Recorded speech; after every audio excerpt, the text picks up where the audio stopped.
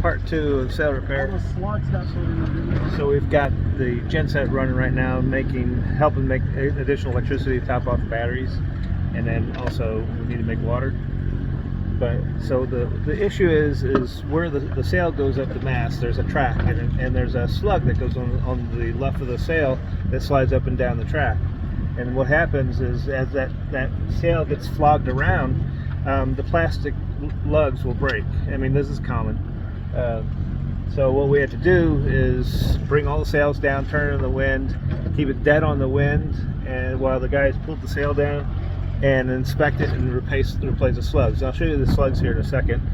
Let me just flip this around. So this is what's on the track.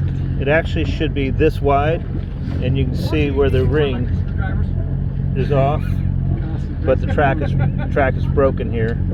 The other side of it is this, what goes into the sail and connects to that ring on the slug. Now, what I like to do, and I think Charlie likes to do, is we like to actually stitch it on instead of using the slug side plastic. Now, this is an argument for having a 3D printer on board. You just print a whole bunch of these, because we just went through, what, 7 of them? And we replaced 3 a couple days ago.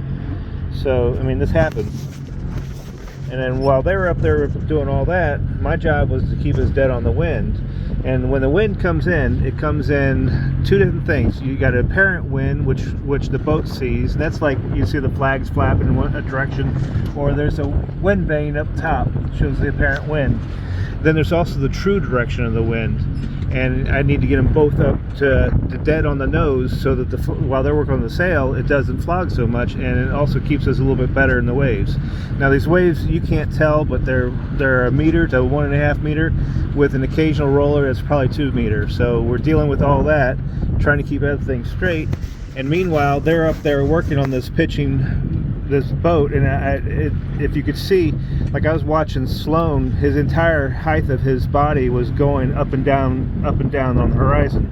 So I'm also going through in my mind, okay, what happens if one falls over? So I would immediately put it in auto here, take it out of gear, and then I would go to this life link here and pull the sling out, make sure that the bitter end is attached to the boat, and throw that to Sloan the best I can so we can get him back on board, or whoever fell over. I'm just using Sloan as an example. So that's a day in the life of sailing out in the middle of nowhere.